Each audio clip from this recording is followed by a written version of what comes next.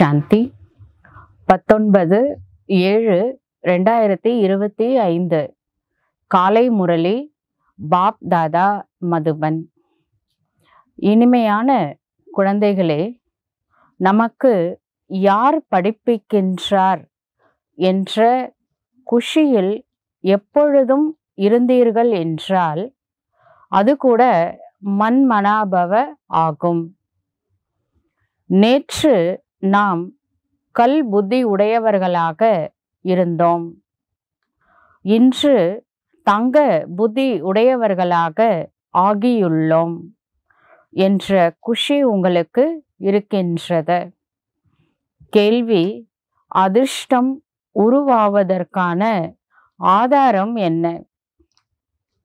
பதில்: நிச்சயம்தான் ஆதாரம் ஆகும்.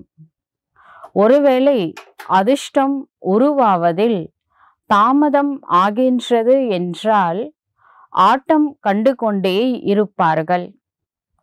நிச்சய புத்தி உடையவர்கள் நல்ல விதத்தில் படித்து வேகமாக முன்னேறி கொண்டே இருப்பார்கள். ஏதாவது ஒரு விஷயத்தில் சந்தேகம் இருந்தது என்றால் பின்னாலேயே இருந்து விடுவார்கள். யார் நிச்சய புத்தி உடையவர்களாக ஆகி தங்களுடைய புத்தியை பாபாவிடம் கொண்டு சென்று கொண்டே இருப்பார்களோ அவர்கள் சத்தோ பிரதானமாக ஆகிவிடுகின்றார்கள். ஓம் சாந்தி. மாணவர்கள் அனைவரும் பள்ளியில் படிக்கின்றார்கள் என்றால் நாம் படித்து என்னவாக ஆக வேண்டும் என்பது அவர்களுக்கு தெரியும்.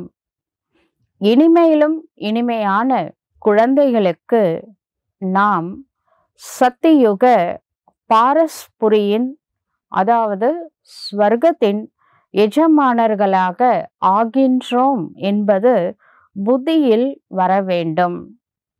இந்த தேகத்தின் சம்பந்தம் போன்ற அனைத்தையும் புத்தியின் மூலமாக விட்டுவிட வேண்டும். இப்பொழுது நாம் பாரஸ்புரியின் சத்தியுகத்தினுடைய எஜமானர்களாக பாரஸ்நாத்தாக ஆக வேண்டும். முழு நாளும் இந்த குஷி என்பது இருக்க வேண்டும். பாரஸ்புரி வைர யுகம் என்று எது அழைக்கப்படுகின்றது என்பதை நீங்கள் புரிந்து கொள்கின்றீர்கள். ஆக்சுவலாக பாரஸ்புரினா தங்க யுகம், சத்தியுகம், கோல்டன் ஏஜ், அதுதான் பாரஸ்புரி அப்படின்னு சொல்றாங்க. இங்கே கட்டிடங்கள் அனைத்தும் தங்க செங்கல் வச்சு கட்டியிருப்பாங்க. தங்க யுகம் அதாவது கோல்டன் ஏஜ்ல அதுல வெள்ளியும் யூஸ் பண்ணியிருக்கலாம். ஆனா இப்ப பத்தர்புரினா கற்காலம்னு சொல்லலாம். அது பொற்காலம்னா இது கற்காலம், கலியுகம். இங்க கல்லுல தான் வீடு கட்டுறாங்க. இப்பொழுது நீங்கள் புத்தி எப்படி இருக்கு அப்படின்னா கல்லு புத்தி ஆயிடுச்சு. அதனால வீடு கல்லால கட்டுறோம். தங்க புத்தி இருக்கும் பொழுது தங்கத்தினால வீடு கட்டணும். கல்லு புத்தியிலிருந்து தங்க புத்தியாக பாரஸ்நாத்தாக ஆக்குவதற்காக சிவ தந்தை வந்திருக்கின்றார். சிவ தந்தை வந்தால்தானே நம்மை மாற்ற முடியும். நீங்கள் இங்கே அமர்ந்துள்ளீர்கள். நம்முடைய பள்ளி ஈஸ்வரிய விஸ்வ வித்யாலயம் ஆகும். இது உயர்ந்ததிலும் உயர்ந்தது என்பதை நீங்கள் தெரிந்துள்ளீர்கள். இதைவிட பெரிய பள்ளி என்று வேறு எதுவுமே இல்லை. இந்த பள்ளியில கோடான கோடி பாக்கியசாலிகளாக உலகத்திற்கு எஜமானர்களாக ஆகின்றீர்கள். எனவே குழந்தைகளாகிய உங்களுக்கு எவ்வளவு குஷி என்பது இருக்க வேண்டும். இது இந்த கலியுகத்திலிருந்து சத்தியுகத்திற்கு செல்வதற்கான புருஷோத்தம சங்கம யுகமாகும். கல்லு அதாவது கற்காலத்திலிருந்து பொற்காலத்தை நோக்கிய ஒரு பயணம். முதல்ல புத்தியை கல்லு புத்தியிலிருந்து தங்க புத்தியா மாத்தும் பொழுது உலகமே மாறிடும். அதற்காக இப்ப நாம இருக்கக்கூடிய யுகம் வந்து புருஷோத்தம சங்கம யுகமாகும். நேற்று தான் கல்லு புத்தி உடையவர்களாக இருந்தோம் கிளாஸ் வர்றதுக்கு முன்பாக. இன்று தங்க புத்தி உடையவர்களாக மாறி இருக்கின்றோம். இந்த விஷயம் எப்பொழுதும் புத்தியில் இருந்தது என்றால் கூட அது மனாபவ ஆகும். பள்ளியில் ஆசிரியர் படிப்பிப்பதற்காகவே வருகின்றார். இப்பொழுது ஆசிரியர் வந்துவிட்டார் என்பது மாணவர்களின் புத்தியில் இருக்கின்றது. நம்முடைய ஆசிரியர் ஸ்வயம் பகவான் என்பதை குழந்தைகளாகிய நீங்கள் புரிந்து கொள்கின்றீர்கள். அவர் நம்மை சொர்க்கத்திற்கு எஜமானர்களாக ஆக்குகின்றார் என்றால் கண்டிப்பாக சங்கம யுகத்தில்தான் வருவார். மனிதர்கள் அழைத்து கொண்டே இருக்கின்றார்கள். ஆனால் அவர் இங்கே வந்துவிட்டார் என்பதை நீங்கள் தெரிந்துள்ளீர்கள். கல்பத்திற்கு முன் கூட இப்படி நடந்தது. ஆகையினாலதான் விநாச காலத்துல பிரீத் புத்தி அப்படின்னு சொல்றாங்க. சிலர் வந்து விநாச காலத்துல விபரீதமா புத்தி ஒர்க் பண்ணும். மகாபாரதத்துல சொல்றாங்க, பாண்டவர்களுக்கு கிருஷ்ணரை ரொம்ப பிடிக்கும், கௌரவர்களுக்கு கிருஷ்ணரை பார்த்தாலே பிடிக்காத. மகாபாரதம் பொறுத்த வரைக்கும் கிருஷ்ணா தான் கடவுள். அப்ப விநாஷ் காலத்துல இறைவன் மேல யாருக்கு பிரீத்த புத்தி அன்பான புத்தி இருக்கோ அவங்க வெற்றி அடைகிறாங்க. விநாச காலத்துல யாருக்கு விபரீத புத்தி ஒர்க் பண்ணதோ அவங்களுக்கு வெற்றி கிடையாது. அது வினஷ்யந்தி அப்படின்னு சொல்றாங்க. விநாஷ் காலே பிரீத்த புத்தி விஜயந்தி, விநாஷ் காலே விபரீத புத்தி வினஷ்யந்தி அப்படின்னு சொல்லப்பட்டிருக்கு. அதனால அன்பான புத்தி இருந்தா வெற்றி அடைவாங்க. கடவுள் மேல அன்பு இல்லாட்டி அழிவுதான். இதுக்கு என்ன அர்த்தம்னா, யாருக்கு வந்து இறைவன் மேல உண்மையான அன்பு இருக்கோ அவங்களுடைய புத்தி வந்து கல்லு புத்தியிலிருந்து தங்க புத்தியா மாறுது. இப்ப நாம செய்யக்கூடிய ஒவ்வொரு செயலும் தான் நம்மளுடைய எதிர்காலத்திற்கு ஆதாரம். விநாஷ் காலே பிரீத்து புத்தி விஜயந்தி, நம்ம வெற்றி அடைகிறதோ அல்லது தோல்வி அடைகிறதோ நம்மளுடைய கர்ம அனுசாரம் தான். அப்ப கர்மால வந்து நம்ம அட்டென்ஷன் வைக்கணும். அப்ப நாம புத்தி வந்து தங்க புத்தியா இருந்தா நம்ம செய்யற செயல் எல்லாமே கரெக்டா இருக்கும். புத்தி கல்லு புத்தியா இருந்தா எது செய்யக்கூடாதோ அதான் செய்வோம். அதனாலதான் அந்த வார்த்தை யூஸ் பண்றாங்க. அதனால நம்மளுடைய புத்தி வந்து கொஞ்சம் தெய்வீகமா மாத்திக்கணும். அப்பதான் வந்து இப்போ சொல்றாங்க இல்லையா, அன்னப்பறவை வந்து பால் தண்ணி வச்சா கூட பாலை பிரிச்சு எடுக்குது. நல்லது கெட்டது இருக்குது. நற்செயல் செய்யலாம், தீய செயலும் செய்யலாம். நம்மளுக்கு சுதந்திரம் இருக்கு. நல்லது செஞ்சா நல்லா இருக்க போறோம், கெட்டது செஞ்சா கஷ்டப்பட போறோம். நல்லது செய்யணும் அப்படின்றதுக்கு தான் இறைவன் மேல அன்பு வைக்கும் பொழுது கடவுளே வந்து நம்மள பூவோட சேர்ந்த நாரும் மனம் வீசும் சொல்லுவாங்கல்ல, நம்ம புத்தியை அன்னப்பறவை போல மாத்திடுறாரு. தெய்வீக புத்தி ஒர்க் ஆகும். அப்ப நாம செய்யறது எல்லாமே நல்லதா இருக்கும். அப்ப வெற்றி கிடைக்கும். அதுதான் இதனுடைய அர்த்தம். மற்றபடி கல்லு புத்தி அப்படிலாம் வந்து ப்ராக்டிக்கலா புத்தி வந்து கல்லு மாதிரி ஆகிறதெல்லாம் கிடையாது. விஷயம் வந்து புரிஞ்சுக்க வேண்டிய விஷயம். உங்களுக்கு விநாச காலத்துல எப்படி இருக்கணும்? புத்தி அன்பான புத்தி. அன்பான புத்தினா இறை அன்புல இருக்கும் பொழுது நம்ம புத்தி தங்க புத்தியா மாறும். நம்ம எது சொல்றோமோ எது செய்யறோமோ அது சிரேஷ்ட கர்மமா இருக்கும். தர்மம் சிரேஷ்டமா இருக்கும் பொழுது கர்மாவும் சிரேஷ்டமா இருக்கும். தர்மம் பிரஷ்டமாகும் பொழுது கர்மாவும் பிரஷ்டமாகும். பிரஷ்டம்னா கீழே இறங்குறத. கல்லு புத்தியா இருந்தா கீழ்த்தரமான செயலை செய்யறாங்க. உயர்வான செயலை செய்யணும்னா தங்க புத்தியா இருக்கணும். அதுக்கு இங்க இறை அன்பு கண்டிப்பா முக்கிய வேலை செய்யுது. இறைவன் மேல வச்ச அன்பு வந்து கல்லை கூட கனியா மாத்துது. எனவே மனிதர்கள் விரைவாக புரிந்து கொள்ளும்படி நாம ஏதாவது யுக்தி வச்சு நம்ம சொல்லணும். இங்க கூட நிறைய பேரை அழைத்து வருகின்றார்கள். இப்ப மதுபனு கூட நான் பிகேஸ்க்கெல்லாம் நம்ம கூட்டிகிட்டு போகிறோம். இந்த குளோபல் சம்மிட் இருக்குது, அதே சமயம் வந்து யோக் ஷிபிர், அந்த மாதிரி நிறைய விங் சர்வீஸ் இருக்குது, அதிலலாம் கூட்டிகிட்டு போகிறோம். அப்போ முன்னாடி சின்ன சின்னதாக சேவை இருந்திருக்கும். அப்போ பிரம்மா பாபா சாக்காரத்தில் இருந்தப்ப அப்பயும் நான் பிகேஸு கூட்டிகிட்டு போயிருக்காங்க. அப்போ வந்து அவங்களுக்கு வந்து ஒன்றும் புரியாது. அவங்க வந்து பிரம்மா உடம்புல சிவன் எப்படி வந்து பாடம் எடுக்கிறாரு, சிவனை அடையணும்னா ரிஷி முனிவர்கள்லாம் ஆயிரக்கணக்கான வருடங்களாக காட்டில் போய் கடும் தவம் பண்ணாங்க.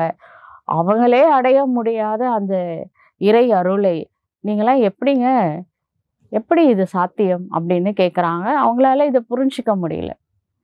இது வந்து இறைவன் செயல். இது நம்ம அடையல, கடவுள் நம்மளை தேடி வந்திருக்கிறாரு, நம்மளுக்கு பாடம் எடுக்கிறாரு. இது அவர் செய்கிறது, புரியுதுங்களா? நம்ம அந்த வாய்ப்பை யூஸ் பண்ணுறோம். இது கூட ஒரு விதமான பாக்கியம்தான். கடவுள் பூமிக்கு வரும் பொழுது அவருடைய பார்வை நம்ம மேலே பட்டிருக்கு. இறைவனே நம்மளுக்கு பாடம் எடுக்கிறாருன்னா அது எப்படிப்பட்ட சிரேஷ்டமான பாக்கியம்னு பாருங்க. கடவுள் எப்படி வந்திருப்பாரு அப்படின்றதெல்லாம் புரிஞ்சிக்கவே முடியல. இவ்வளோ பேர் சென்டருக்கு வராங்க. இப்போ ஒன்றும் இல்லை, 15 லட்சம் பிகேஸ் இறைவன் சொல்லக்கூடிய மகா வாக்கியங்களை தினந்தோறும் கேட்குறாங்க அப்படின்னா யோசிச்சு பாருங்க. இவ்வளோ பேர் கேட்குறாங்கன்னா அது உண்மை இல்லாமல இருக்கும். அது எவ்வளோ வருஷமா, கிட்டத்தட்ட 90 வருஷமா கிளாஸ் கேட்குறாங்க, தாரணை பண்ணுறாங்க. அப்போ நிக்ஷய புத்தி இருக்குல்ல அவங்களுக்கு, அதனால தானே இதெல்லாம் செய்கிறாங்க. சிவ பகவானுடைய மகா வாக்கியம் என்று அனைவரும் சொல்கின்றார்கள். சிவ பகவானு வாச்ச, அனைவருக்கும் சிவன் தான் அனைவருக்கும் தந்தை ஆவார். கிருஷ்ணரை அனைவருக்கும் தந்தை என்று கூற முடியாது. கிருஷ்ணர் கூட பெருசானதுக்கு அப்புறம் நாராயண ஆயிடுறாரு. நாராயணனுக்கு வேணா 2 குழந்தைங்க இருக்கும். ஆனா கிருஷ்ணா அவரே ஒரு குழந்தை. அவரை வந்து உலகின் தந்தைன்னு சொல்ல முடியுமா? அந்த உலகின் தந்தை இறைவன், அது காட் சிவா. அனைத்து ஆத்மாக்களின் தந்தை ஒளியானவராக நிராகாரமா ஜோதி சுரூபமா இருக்கிறாரு. அவர் தான் நம் எல்லோரின் தந்தை ஆவார். இதுல குழப்பம் அடையக்கூடிய விஷயமே எதுவுமே இல்லைங்க. தெளிவாக தான் பாபா புரிய வைக்கிறாரு. ஆனால் அதிர்ஷ்டம் காலம் கடந்து உருவாக வேண்டும் அப்படின்னு ட்ராமாவில் இருந்தா அப்போ அந்த நேரத்தில் அவங்களுக்கு புரியாது. அவங்க சில பேர் பிகேஸ் சொல்லுவாங்க, நாங்கள் வந்து 10 வருஷத்துக்கு முன்னாடி 7 நாள் கிளாஸ் கேட்டுட்டு போனாங்க, அப்போ எனக்கு அவ்வளோ புரியல. 10 வருஷத்துக்கு முன்னாடி ஒரு எக்ஸிபிஷன் பார்த்தேன், ஆனால் எனக்கு அப்போ டச் ஆகலை. ஆனால் இப்போ நான் ரெகுலர் ஸ்டூடெண்ட்டாக இருக்கேன் அப்படின்னு சொல்கிறாங்க. ஏன்னா சில விதி வந்து எப்படின்னா அந்த டைம் வந்தால் தான் வந்து அவங்களால பிகே ஆக முடியும். அந்த காலம் ஒத்து வரணும்ல. அதனால இவங்க ஏன் லேட்டாக வந்தாங்க, ஏன் 10 வருஷம் விட்டுட்டாங்க அப்படிலாம் நம்ம வந்து கேள்வியே கேட்கக்கூடாது. எல்லாமே ட்ராமாவில் அக்யூரேட்டாக இருக்குது. லேட்டாக வந்தாலும் ஃபாலோ பண்ணுறாங்கல்ல, அதுலேருந்து தான் கணக்கு. முக்கியமான விஷயம் கடைசி வரைக்கும் பிகேவாக இருக்கிறோமா, அதுதான் முக்கியமான விஷயம். குறைவாக படிக்கக்கூடியவர்களை தடுமாறுகின்றார்கள் அப்படின்னு சொல்லலாம்.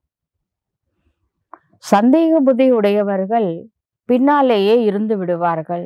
சில பேர் கடவுள் மேலே சந்தேகம், அது அந்த கல்லு புத்தின்னு சொல்கிறார்ல, கல்லு புத்தியாக இருக்கிறவங்களுக்கு சந்தேகம் இருக்கும்.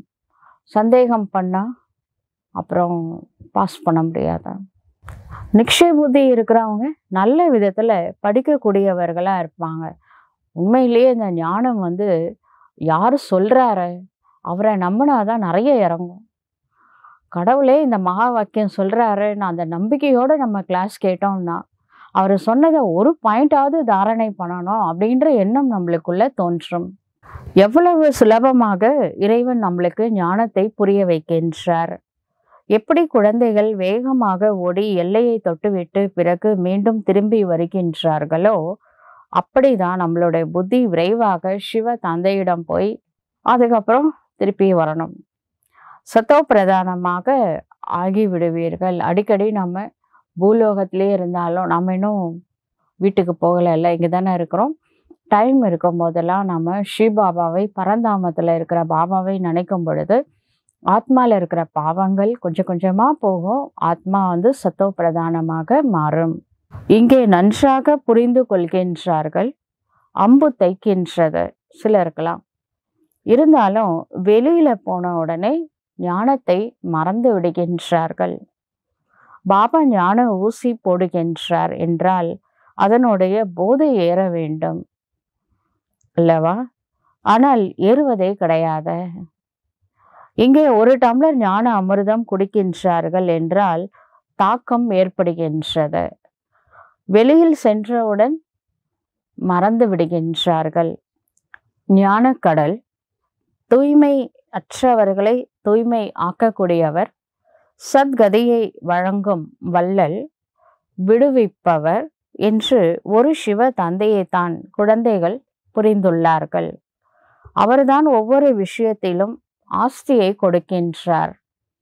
குழந்தைகளே, நீங்களும் முழுமையான கடலாக ஆகுங்கள் என்று சிவ தந்தை கூறுகின்றார். என்னிடத்தில் எவ்வளவு ஞானம் இருக்கின்றதோ அவ்வளவையும் நீங்கள் தாரணை செய்யுங்கள். அவர்கிட்ட இருக்கிறது எல்லாம் நீங்க எடுத்துக்கோங்க அப்படின்னு ஆஃபர் பண்றார். ஒரு முறை நம்ம ராமானுஜர் கேள்விப்பட்டிருப்பீங்கல்ல, அவர்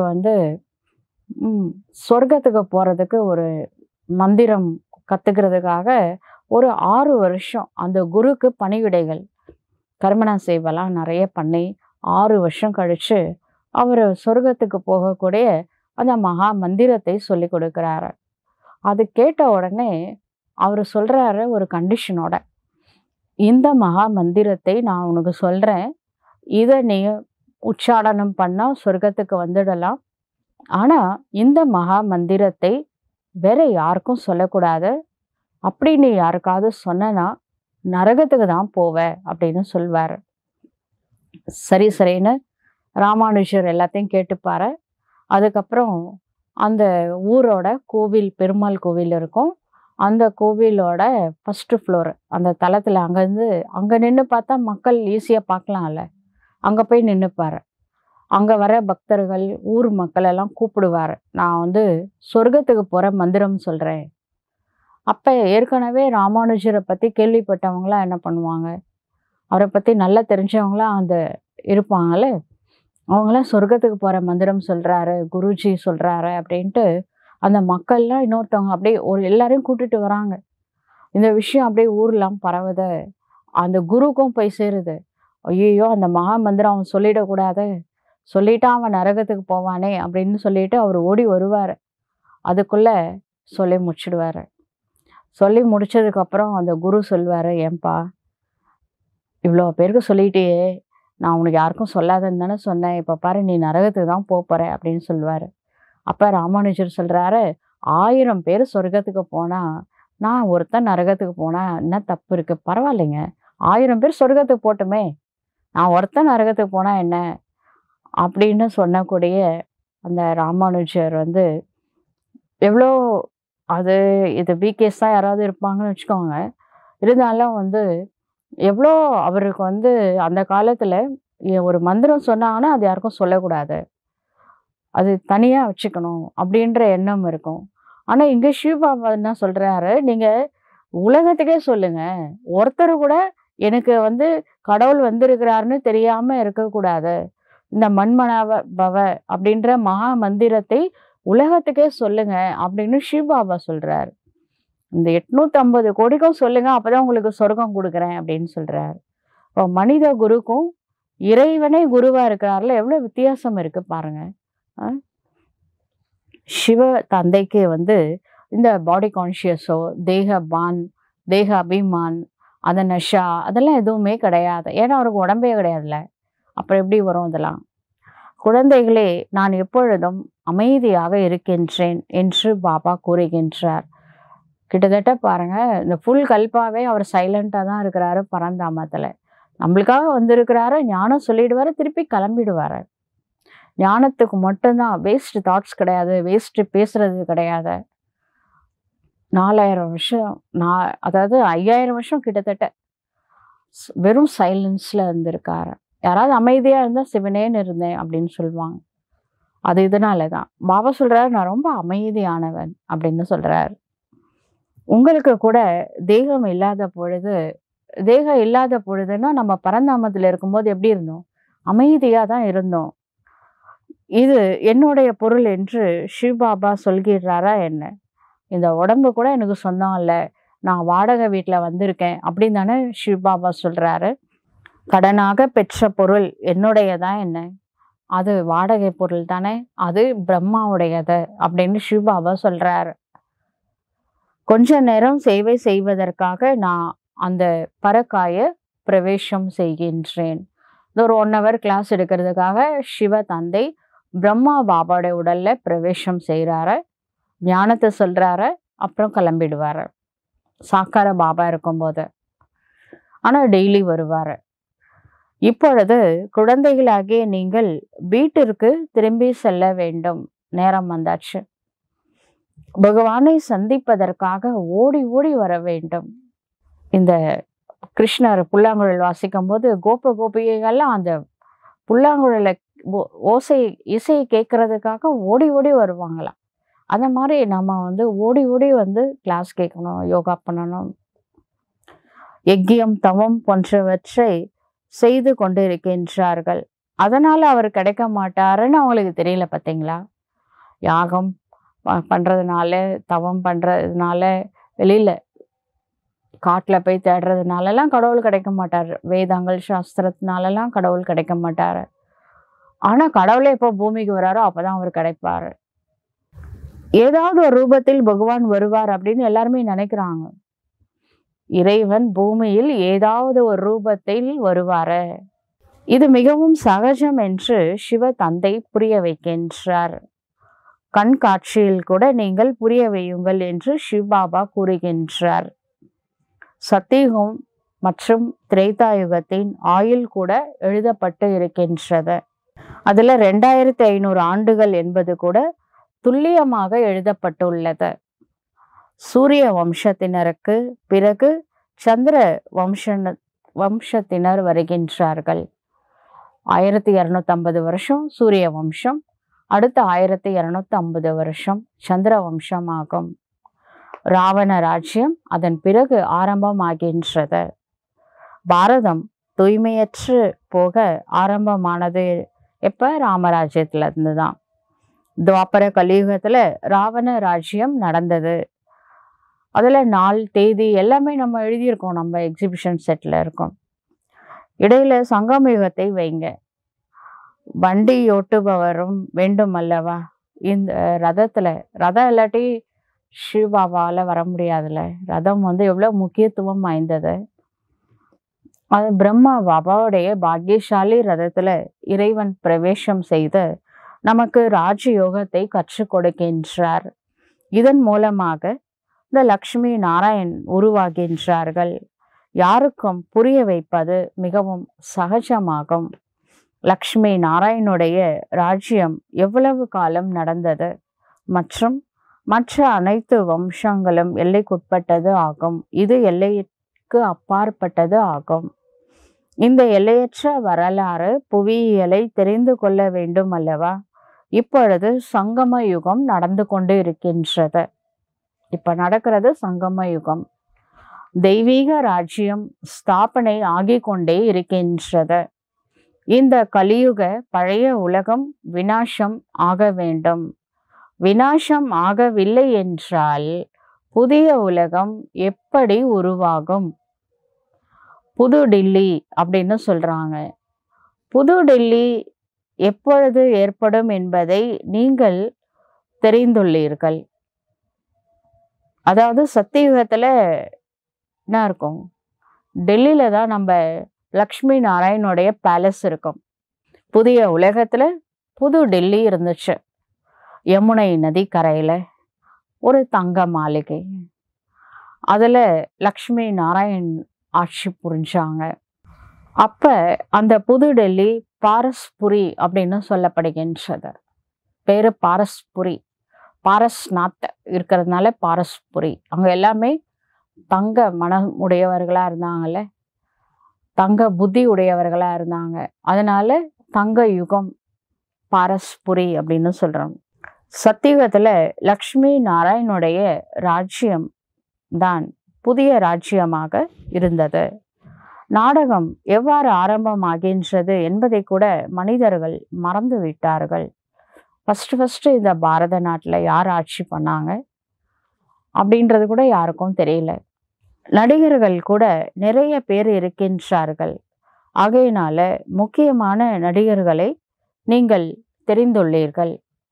நீங்களும் கூட நடிகர்களாக ஆகிக் கொண்டே இருக்கின்றீர்கள். அனைத்திலும் முக்கிய நடிப்பை நீங்கள் நடித்து கொண்டே இருக்கின்றீர்கள்.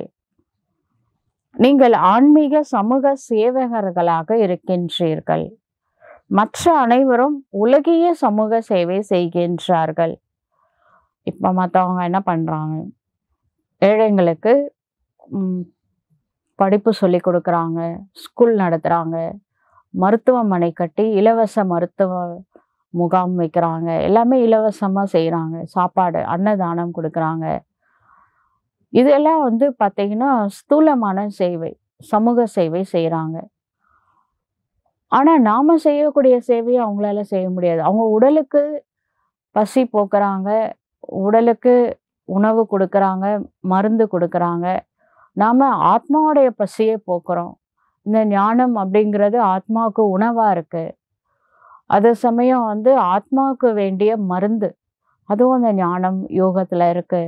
இதை நம்ம கொடுக்குறோம். அப்ப மனமுடைஞ்சு போனவங்க நல்ல பவர்ஃபுல்லா மாறுறாங்க. ஞானத்தினால அலங்காரம் பண்ணி விடுறோம். இந்த விஷயம் புரிஞ்சுக்க முடியாது எல்லாராலையும். ஸ்தூலமா தான் எல்லாரும் பார்க்குறாங்க. இது சூக்ஷ்மமான விஷயம். மன அழுத்தத்துல இருந்து வெளியில கொண்டுட்டு மனோபலம் நிறைஞ்சவங்களா மாத்திரம்ல. இது கண்ணில் காட்ட முடியாத சேவா. ஆனா இது எந்த மனுஷனாலும் செய்ய முடியாத சேவா. அதுதான் நாம பண்றோம். அதனால நாம ஆன்மீக சமூக சேவையாளர்கள், ஆத்மாவுக்கு சேவை பண்றோம். மற்ற அனைவரும் அவங்க வெறும் சமூக சேவை, அதாவது உடல் சம்பந்தப்பட்ட சமூக சேவை பண்றாங்க. நீங்கள் ஆத்மாக்களுக்கு புரிய வைக்கின்றீர்கள். இந்த ஞானத்தை படிப்பது கூட ஆத்மாதான். நான் ஆத்மா. வக்கீல் போன்றவர்களாக பாரிஸ்டர் ஆகுறாங்க, டாக்டர் ஆகுறாங்க. படிச்சுதான் அந்த பதவியை பிராப்தம் செய்யறாங்க. பாபா நம்மளுக்கு பாடம் எடுக்கிறாரு. இதனால நாம என்ன ஆக போறோம்? வருங்கால தேவதையா மாறப்போறோம். சம்ஸ்காரம் ஆத்மால தான் ரெக்கார்ட் பண்ணணும். அந்த தெய்வீக குணங்களை ஆத்மால ரெக்கார்ட் பண்ணிட்டோம்னா தேவதையா அவசியம் மாறலாம். சம்ஸ்காரத்தை எடுத்துக்கொண்டு சென்று புதிய உலகத்தில் நாம ராஜ்யம் செய்வோம். சத்தியுகத்துல எப்படி ராஜ்யம் நடந்ததோ அப்படியே ராஜ்யம் நடக்கும். இதுல அவங்க எப்படி இருப்பாங்க, எப்படிலாம் நடக்கும் அப்படிலாம் கேட்கணும் அவசியம் இல்லை. அது அங்க போய் பார்த்துக்கலாம். இப்ப முதல்ல சத்தியுகத்துக்கு வர்றதுக்கு முயற்சி பண்ணுங்க. அங்க என்ன நடக்கும்ன்றது எந்த டிராமால இருக்கோ அதே மாதிரி நடக்க போகுது. அதை பத்தி ரொம்ப கவலைப்பட வேணாம். நான் சத்தியுகத்துக்கு வரணும், அதுக்கு நான் என்ன புருஷார்த்தம் பண்ணணும், அதை மட்டும் இப்ப பண்ணலாம். முக்கியமான விஷயம், ஒரு பொழுதும் தேக அபிமானத்தில் வரக்கூடாது. தங்களை ஆத்மா என்று புரிந்து கொள்ளுங்கள். எந்த ஒரு விகர்மம் கூட இப்ப செய்யக்கூடாது. சரிங்களா? பாபா கிடைச்சதுக்கு அப்புறம் நம்ம மூலமா எந்த தவறும் நடக்கக்கூடாது. நினைவில் இருங்கள். இல்லை என்றால் ஒரு விகர்மத்தின் சுமை 100 மடங்காக ஆகிவிடும். எலும்புகள் அனைத்தும் ஒரேடியாக உடைந்து விடுகின்றது. அதிலும் கூட முக்கியமான விகாரம்னா தெரியுமா? காம விகாரம் தான். குழந்தைகள் தொந்தரவு செய்கின்றார்கள். பிறகு அந்த குழந்தைங்களை சில பேர் பேரண்ட்ஸ் என்ன பண்றாங்க, போட்டு அடிச்சிடுறாங்க. சின்ன குழந்தைங்க 5 வயசு கீழே இருக்கிறவங்கள கடவுள் சொல்றாரு அவங்களாம் மகான் ஆத்மாக்கள். அவங்களுக்கு விகாரம்னா என்னன்னு தெரியாது. பார்த்தீங்களா? சாமியாரங்களுக்கு கூட விகாரம்லாம் என்னன்னு தெரிஞ்சுதான் அதை விட்டுருக்காங்க. ஆனா இந்த குழந்தைங்களுக்கு அப்படின்னா என்னன்னு தெரியாது. அப்படிப்பட்ட குழந்தைங்களுக்கு துன்புறுத்தினா ஒரு பெரிய ரிஷியை அடிச்சு அவ்வளவு பெரிய பாவம் வரும். அந்த மாதிரி பாவம் வரும். அதனால குழந்தைங்களை அடிக்கக்கூடாது. ஆனா சில பேர் சொல்றாங்க, பாபா என்ன பண்றது, குழந்தைய அடிக்க வேண்டியதா இருக்கு, சொல்ற பேச்சு கேட்க மாட்டேங்கிறாங்க குழந்தைங்க, நான் எது சொன்னாலும் கேட்கவே மாட்டேங்கிறாங்க அப்படின்னு சொல்றாங்க.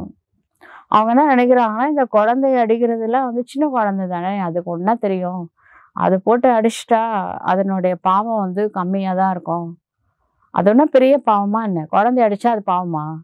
அப்படின்னு சில பேர் கேட்குறாங்க. மகா பாவம் அது. யார் வந்து ரொம்ப இன்னோசென்ட்டா இருக்காங்க, உண்மையிலேயே நல்லவங்களா இருக்காங்களோ, அவங்க மேல அபாண்டமா பழி போடுறாங்கல்ல, அது ரொம்ப பெரிய பாவம். நாம கூட தெரியாம ஒரு பாவம் செஞ்சிருக்கோம். தெரியுமா உங்களுக்கு? இந்த உலகத்திலே மிக நல்லவர் யாரு? காட் சிவா தான். அவர சர்வ வியாபின்னு சொல்லிட்டோம் பார்த்தீங்களா? அவர் எவ்ளோ நல்லவர். அவர போய் சர்வ வியாபின்னு சொல்லி பழி போட்டுட்டோம். அவரு தூணிலே இருக்கிறாரு, துரும்புலே இருக்கிறாருன்னா என்ன அர்த்தம்? சாக்கடையில இருக்கிறாரு, முள்ளுல இருக்கிறாரு, கல்லுல இருக்கிறாரு. அவர் எவ்ளோ மேக்ஸிமம் சொல்ல முடியுமோ, அவ்ளோ அவதூறு சொல்லிட்டோம். அது வந்த பாவம் தான் 63 பிறவியோட பாவத்த விட அதிகமா இருக்காம். தராசுல வச்சா ஈக்குவலா நிக்குதாம். யோசிச்சு பாருங்க. அ. நம்ம செஞ்ச மத்த பாவங்கள விட பெரிய பாவம் ஈஸ்வர் சர்வவியாபின்னு சொன்னது. அது மாதிரி ஏன்னா அவர் ரொம்ப நல்லவரு. அது மாரி குழந்தைங்க ரொம்ப நல்லவங்க. குழந்தையும் தெய்வமும் குணத்தால் ஒன்று. அவங்கள போட்டு அடிக்கிறது, துன்புறுத்துறது மிகப்பெரிய பாவம் இது. உங்களுடைய தலையில ஏற்கனவே ஏகப்பட்ட பாவம் இருக்கு. இப்ப எதுக்கு அடிச்சு அ முதல்ல வந்து இத புரிஞ்சுக்கோங்க. பாபா சொல்றாரு, நாம தூய்மை ஆகணும். குழந்தைங்க ஏதாவது தவறு செஞ்சாங்க அப்படின்னா, ஒரு வேளை சாப்பாடு குடுக்காம பாருங்க. இல்லன்னா பேசாம இருந்து பாருங்க. இல்லைன்னா ஒரு கயிறுல கட்டி வைங்க. இந்த கிருஷ்ணருக்கு கயிறுல கட்டுனாங்கல்ல அது மாதிரி. ஆ மத்தபடி அவங்கள போட்டு அடிக்கிறது, குழந்தைங்களுக்கு துக்கம் குடுக்கலாமா? எப்படி மனசு வருது? அது எவ்வளோ பெரிய பாவம். ரிஷிகளெல்லாம் அடிச்சா எவ்வளோ பெரிய பாவம் அது. அவ்வளோ பாவம் பச்சை குழந்தைங்கள அடிக்கிறது. நீங்க ஒரு தந்தையின் நினைவின் மூலமா தூய்மை ஆகுங்க. இருக்கிற பாவத்த சரி பண்ணுங்க. ம். புதுசா கிரியேட் பண்ண வேணாம். பகவானுடைய மகா வாக்கியம். குழந்தைகளுக்காக நான் ஆத்மாக்களாகிய உங்களுக்கு புரிய வைக்கின்றேன். ஆத்மாக்கள் மற்றும் பரமாத்மாவின் சந்திப்பு நடக்கின்றது என்று பாடப்படுகின்றது. இதுல சத்தம் சத்தம் போட்டு பஜனை பண்ணணும். மணி அடிக்கணும். மணி அடிச்சாதான் கடவுளுக்கு காது கேட்குமா? ஏங்க இங்க அடிக்கிற மணியோட ஓசை, ஆலய மணியோட ஓசை வந்து பரந்தாமத்துல போய் கேட்குமா? யோசிச்சு பாருங்க. மணி அடிச்சு எழுப்புறது, மணி அடிச்சு பூஜை பண்றது. நாம நினைக்கிறோம் கடவுள் கொஞ்சம் காது கேட்கட்டும், நம்ம பூஜை பண்றத அவர் பார்க்கட்டும்னு. அவரு ஒரு டிவி வச்சிருக்காரு. எப்ப தோணுதோ அத ஆன் பண்ணி பார்த்துப்பாரு. இப்ப நாம அவர டிஸ்டர்ப் பண்ணணும்னு அவசியம் இல்ல. நாம நினைச்சா அவர் நம்மளுக்கு சக்தி குடுப்பாரு. சரிங்களா? மத்தபடி நாம நினைக்கிற மாதிரி ம் மணி அடிச்சு கடவுள நினைக்கிறது, சத்தம் போட்டு பஜனை பண்ணாதான் கடவுளினோட ஞாபகம் வரும். அப்படிலாம் அது வாய்ப்பே இல்ல. இப்போ ரிஷி முனிவர்கள்லாம் காட்டுல போய் கடுந்தவம் பண்ணியிருக்காங்கல்ல. சவுண்ட் வருமா? ஒரு சவுண்ட் வருமா அவங்ககிட்ட இருந்து? மனசுல நினைக்கிறாங்க. அதுக்கு தான் சக்தி ஜாஸ்தி. தபஸ்யா அப்படின்னு சொல்றோம்ல. அதுக்கு தான் பவர் ஜாஸ்தி. பஜனைக்கு பவர் கம்மி தான். பாபா நம்மள தபஸ்யா பண்ண சொல்றாரு. இன்னும் போக போக இது வந்து யாருக்கு நிச்சய புத்தி உடையவங்களா இருக்கிறாங்களோ அவங்க ரொம்ப அட்ராக்ட் ஆவாங்க. இப்பொழுது அந்த அளவுக்கு யாரும் அப்படியே கவர்ந்து இழுக்கப்பட்டு வந்த மாரி தெரியலையே அப்படின்றார். ஏனென்றால் நினைவு செய்வதில்லை. பயணம் செய்துவிட்டு திரும்புகின்றார்கள். வீட்டிற்கு அருகில் வர வர அவங்க வீட்டோட ஞாபகம், அந்த கட்டடம் அதெல்லாம் ஞாபகத்துல வரும். குழந்தைங்க நினைவில் வருவார்கள். வீட்டை அடைந்தவுடன் மகிழ்ச்சியோட வந்து சந்திப்பார்கள். மகிழ்ச்சி அதிகரித்து கொண்டே செல்லும். முதலில் அவங்க இப்ப கணவன் ஃபாரின்லேருந்து வராருன்னு வச்சுக்கோங்க. இப்ப மனைவி ஞாபகத்துல வருவாங்க. அப்புறமா குழந்தைங்க ஞாபகத்துல வருவாங்க. அப்புறம் பேரண்ட்ஸ் ஞாபகத்துல வருவாங்க. நம்ம வீட்டுக்கு போறோம். அங்க வந்து நம்மளுடைய தந்தை இருப்பாங்க, குழந்தைங்க இருப்பாங்க. அப்படிலாம் நினைச்சுட்டு தான் போவாங்க. இப்ப நாம எங்க போறோம்? சாந்தி தான் போக போறோம். இப்ப போயிட்டு ராஜ்யத்துக்கு வரப்போறோம். அங்க யார் இருக்காங்க? நம்மளுடைய தாயும், தந்தையுமாய் இருக்கக்கூடிய இறைவன் இருக்கிறாரு. ஆனா அங்க போனாக்க நம்மளுக்கு ஒண்ணுமே ஞாபகம் இருக்காது. நிர்சங்கல்பு சமாதி அவஸ்தா. பரந்தாமத்துல. ஒரு தாட் இருக்காது. நம்ம கடவுள் கூடவே இருக்கிறோம்னு கூட நம்மளுக்கு தெரியாது. அது அப்படியே சைலண்டா இருப்போம். சைலண்டா ரெஸ்ட் எடுக்கும் ஆத்மா. அதான் முக்தி. அதுக்கப்புறம் ரெஸ்ட் முடிச்சதுக்கப்புறம் ஜீவன் முக்தி, கிளம்பி பூமிக்கு வரும் ஆத்மா. ராஜ்யத்தில் இரட்டை மகிழ்ச்சி, உடம்புல இருந்தாலும் முக்தி அடைஞ்ச நிலையில தேவதைகள் இருப்பாங்க. இந்த மாதிரி நம்ம தேவதை ஆகணுமா? பாபாவை நினைங்க. மன்மனாபவ, தங்களை ஆத்மா என்று புரிந்து தந்தையை மற்றும் ஆஸ்தியை நினைவு செய்யுங்கள். பாபா குழந்தைகளாகிய உங்களை மலர்களாக்கி கண்களில் வைத்து அழைத்து செல்கின்றார். கொஞ்சம் கூட கஷ்டமே இல்லை. கடவுளை நினைக்கிறது என்ன கஷ்டமா? எப்போ கஷ்டமா இருக்கும் கடவுளை நினைக்கிறது? நம்ம ஏதோ தப்பு செஞ்சிட்டோம்னு வச்சுக்கோங்களேன், ஸ்ரீமத்துக்கு அகென்ஸ்டா போனோம்னா அவர் கண்ணை பார்க்கறதுக்கே கஷ்டமா இருக்கும். கடவுளை பார்க்க, அதாவது பிரம்மா பாபா மூலமா ஸ்ரீபாபா தானே பார்க்குறோம், பார்த்து கூட யோகா பண்ண முடியாது, கீழே குனிஞ்சிப்பாங்க. ஆனால் நம்ம நேர்மையான வழியில் போகிறோம், ஹானஸ்டியாக இருக்கிறோம் அப்படின்னா தலை நிமிர்ந்து இருக்கலாம். தேனீக்களின் கூட்டம் செல்கின்றதோ அதுபோல ஆத்மாக்களாகிய நீங்கள் கூட பாபாவுடன் செல்வீர்கள். லாஸ்ட்ல தேனீக்கள், ராணி தேனி முன்னாடி போகும், மற்ற தேனீக்கள் எல்லாம் பின்னாடி போகும். அது மாதிரி நம்ம ஸ்ரீபாபா முன்னாடி போவார், நம்ம எல்லாரும் அவருக்கு பின்னாடி போவோம் சிவ ஊர்வலத்தில். ஆனால் கூடவே போனோன்னா என்ன பண்ணணும்? யோகா பண்ணணும், ஆத்மாவை தூய்மையாக்க வேண்டும். தூய்மை ஆகுவதற்காக நீங்கள் சிவ தந்தையை நினைவு செய்கின்றீர்கள், வீட்டை அல்ல. சாமியாரங்களாம் வீட்டை மட்டும் நினைக்கிறாங்க, பரபிரம்மம் தான் கடவுள் அப்படின்னு நினைக்கிறாங்க. அந்த பரபிரம்மத்துக்குள்ளதாங்க கடவுள் இருக்கிறாரு. வீட்டை நினச்சா பத்தாது, அதுக்குள்ள இருக்கிற கடவுளையும் சேர்த்து நினைவு செய்ய வேண்டும். பேரண்ட்ஸ் இல்லாத வீடு போய் பாருங்க எப்படி இருக்கு. வீடு பூட்டி இருக்கு, பேரண்ட்ஸ் இல்லை, ஆனால் வீடு இருக்கு, சாவி உங்ககிட்ட தான் இருக்கு, திறந்து வீட்டுக்குள்ள போறீங்க. ஆனால் தாய் தந்தை இருக்கும் பொழுது அந்த வீடு எப்படி இருக்கும்? வெறும் வீடு எப்படி இருக்கும்? இந்த வெறும் வீட்டை நினைக்கிறதுனால தான் சாமியாரங்களாம் சுக்கா சன்னியாசி மாதிரி இருக்காங்க. ஆனால் நாம் தந்தையை, அதாவது நம்ம கடவுளையே அம்மா அப்பாவா நினைக்கிறோம் இல்லையா? அப்போ இருக்கிற குஷி அவங்களுக்கு இருக்குமா? வெறும் வீட்டை நினச்சா என்ன வரும்? இதெல்லாம் கொஞ்சம் புரிஞ்சிக்க வேண்டிய விஷயம். பாபாவுடைய பார்வை, இப்போ பணக்காரங்க இருக்காங்க பிகேஸில், ஏழைங்க இருக்காங்க, பாபா வராரு திருஷ்டி கொடுக்குறாரு, ஸ்தூலமாக திருஷ்டி கொடுக்குறாரு. சிவ தந்தையினுடைய பார்வை, குரு பார்வை யார் மேலே படும்? ஏழைங்க மேலே படுமா பணக்காரங்க மேலே படுமா அப்படின்னா கண்டிப்பாக ஏழைகள் மேலே தான் படும். ஏன்னா பாபா ஏழை பங்காளன். அந்த ஏழைங்க எங்கே உட்காந்துட்டு இருப்பாங்க? பாபாவுடைய பார்வையை பார்க்க முடியாத இடத்துல ஒரு மூலையில் உட்காந்துட்டு இருப்பாங்க, காரிடாரில் உட்காந்துருப்பாங்க, பின்னாடி உட்காந்துருப்பாங்க. ஆனால் பாபா வந்தோடனே சிவ் பாபாவுடைய பார்வை அங்கே தான் போகும். அவருக்கு தெரியும், அவருக்கு யார் தாரணை பண்ணுறாங்களோ அவங்கள ரொம்ப பிடிக்கும். முக்கியமாக ஏழைங்கள்னால் ரொம்ப பிடிக்கும். நீங்கள் கூட கிராமத்துலாம் போய் சேவை பண்ண, கிராமத்தில் இருக்காங்களே ரொம்ப இன்னோசென்ட்டாக, ஒரு படிப்பறிவு இல்லாமல் இருப்பாங்க, ஆனால் வெகுளியாக இருப்பாங்க. அவங்களுக்கெல்லாம் கடவுள் மேலே அப்படியே உள்ளபூர்வமான அன்பு இருக்கும்.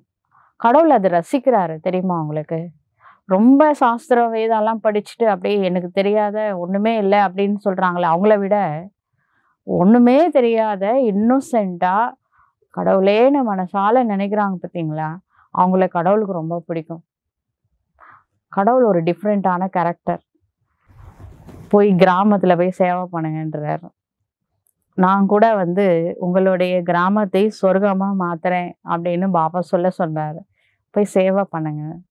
இப்போ இந்த உலகமே நரகமாக இருக்குங்க, பழைய உலகம் இது. இதை கண்டிப்பாக உடைக்க வேண்டும்.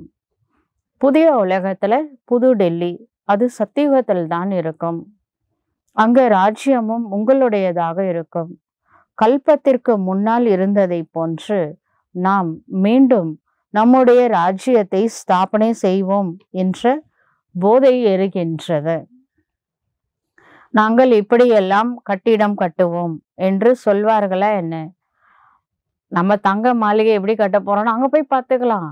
இப்போ அது பெருசு இல்லை, நம்ம அங்கே போகணும். அதுக்கு இங்கே நம்ம தங்கம் போல ஆத்மாவை மாற்றணும், சத்தோ பிரதானமாக மாறணும். இதுதான் முக்கியமான சப்ஜெக்டை. நீங்கள் அங்கே சென்று தானாகவே அப்படி உருவாக்க ஆரம்பித்து இயற்கையா வரும். கலைகள் எல்லாமே இயற்கையா வெளிப்படும். உங்ககிட்ட இருக்கக்கூடிய கலைகள்லாம். ஏனென்றால் ஆத்மாவில் அந்த நடிப்பு நிரம்பி இருக்கின்றது. இங்கே படிப்பதற்கான நடிப்பு மட்டுமே இருக்கின்றது. நாம இப்படியெல்லாம் கட்டிடம் கட்ட வேண்டும் என்று உங்களுடைய புத்தியில தானாகவே வரும். கல்பத்திற்கு முன்னால் எப்படி கட்டி இருந்தீர்களோ அப்படியே கட்டிடம் கட்ட ஆரம்பித்து விடுவீர்கள். ஆத்மாவில் கூட முதலிலேயே இவை அனைத்தும் பதிவாகி இருக்கும். நம்மளுக்கு தெரியாதுல்ல, நம்மளுடைய ஃபர்ஸ்ட் பர்த்ல அந்த வசனத்துல இருந்து என்ன பேச போறோம், என்ன செய்ய போறோம் எல்லாமே நம்ம ஆத்மால இருக்கு. இப்ப கூட இருக்கு. அது ஃபர்ஸ்ட் பர்த்ல இருந்து 84th பர்த் வரைக்கும் எல்லா விஷயமும் ரெக்கார்டிங்ல இருக்கு. அங்க போன உடனே அது பிளே ஆயிடும். அதனால உங்களுக்கு ஒன்றும் கஷ்டமே இருக்காது. கல்பமா எந்த கட்டிடத்தில் இருந்தீர்களோ அதே கட்டிடத்துல தான் இந்த கல்பத்திலும் இருப்பீர்கள். அந்த மாளிகையை தான் நீங்கள் உருவாக்குவீர்கள். இந்த விஷயங்களை புதுசா யாராவது வராங்க அப்படின்னா அவங்களால புரிந்து கொள்ள முடியாது. டிராமா பத்தி தெரியலன்னா போன கல்பத்துல நீங்க இப்ப வந்தீங்கன்னு சொல்லி பாருங்க, அவங்களுக்கு ஒரே குழப்பமாயிடும். அடுத்த கல்பத்துல 5000 இயர்ஸ் கழிச்சு மீண்டும் இங்க வரப்போறீங்கன்னு சொல்லி பாருங்க, தலையே சுத்திடும் அவங்களுக்கு. அதனால முதல்ல 7 நாள் கிளாஸ் கேட்டுட்டு அப்புறமா இந்த கிளாஸ் கேட்டாங்கன்னா புரியும் அவங்களுக்கு. புதிய பாயிண்ட்ஸ் கேட்டு பாபா சொல்றாருல, இதெல்லாம் புத்துணர்வு அடைகிறதுக்காக புதுசா பாயிண்ட்ஸ் சொல்றாரு. புதிய பாயிண்ட்டுகள் வருகின்றன. அதுவும் கூட நாடகத்துல ரெக்கார்ட் ஆயிருந்தாதான். இன்னைக்கு என்ன டிராமால இருக்கோ அதுதான் பாபா பேசுவாராம். பாருங்க. பாபா கூறுகின்றார், குழந்தைகளே, நான் இந்த ரதத்தில் எப்பொழுதும் சவாரி செய்வதற்கு எனக்கு சுகமாக இல்லை. நான் குழந்தைகளாகிய உங்களுக்கு கற்பிக்க வந்திருக்கின்றேன். அதனால அந்த பாடம் எடுக்கிற வரைக்கும் தான் பாபா அந்த உடம்பை யூஸ் பண்ணுவாரு. எருதின் மீது சவாரி செய்து கொண்டே இருக்கின்றேன் என்பது கிடையாது. பாபா பிரம்மா பாபா உடம்புல வந்துட்டாருன்னா 24 hours இருப்பாரு, அப்படி கிடையாது. சில பேருக்கு அந்த டவுட் இருந்தது. இன்னைக்கு முரளியில கிளியர் பண்றாரு, ஆனா இன்னைக்கு முரளி ஆப்சென்ட் பண்ணக்கூடாது. ஆப்சென்ட் ஆனவங்களுக்கு இந்த விஷயம் புரியாது. பாருங்க, பாபா பிரம்மா பாபா உடம்புல சிவ பாபா வந்ததுக்கு அப்புறம் அந்த உடம்புலயே இருப்பாரா இல்ல கிளாஸ் எடுத்துட்டு போயிடுவாரா, அப்படி ஒரு டவுட் இருந்துச்சுல, அது இப்ப கிளியர் பண்றாரு. இரவும் பகலும் எருதின் மீது சவாரி செய்யப்படுகின்றதா என்ன? இப்ப நந்தியோட உடம்புல சிவன் வந்திருக்காரு. பக்தி மார்க்கத்துல பாருங்க, நந்தி மேல சிவன் சவாரி செய்யறாரு, அப்படிதானே காமிச்சிருக்காங்க. 24 மணி நேரம் சவாரி பண்ணிட்டு இருப்பாரா? பிராக்டிகலா யோசிச்சு பாருங்க. நந்தி மேலேயே உட்காந்துட்டு இருப்பாரா என்ன?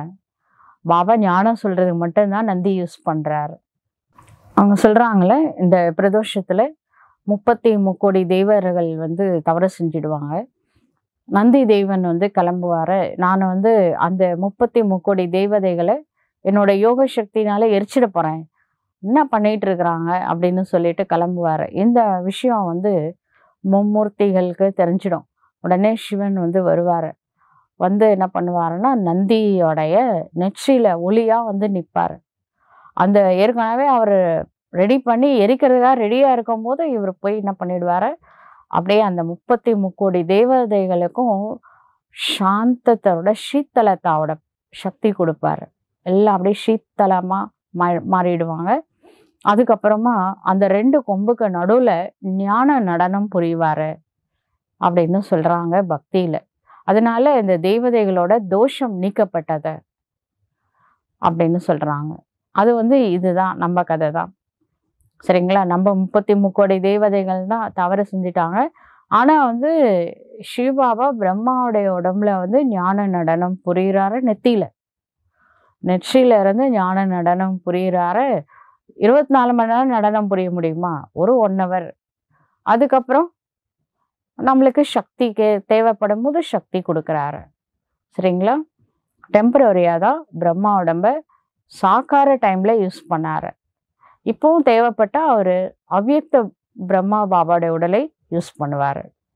ஆனா குறிப்பிட்ட டைம் தான் யூஸ் பண்ணுவார். 24 மணி நேரம் அந்த உடம்புல இருக்க மாட்டார். அந்த சோல் தான் அந்த உடம்புல இருக்கும். இப்ப சூக்ஷ்ம சரீரத்துல பிரம்மா பாபா இருக்காருன்னா, சிவ பாபா அந்த உடம்புலயே 24 மணி நேரம் இருக்க மாட்டாரு. தேவைப்படும்போது வருவார். இரவும் பகலும் எருதின் மீது சவாரி செய்யப்படுகின்றதா என்ன? அவர் ஒரு வினாடியில் வருவதும் செல்வதும் நடக்கின்றது. ஒரு செகண்ட் போதும் உள்ள வர்றதுக்கு, வெளியில போறதுக்கு. எப்பொழுதும் இருப்பதற்கான விதி இல்லை.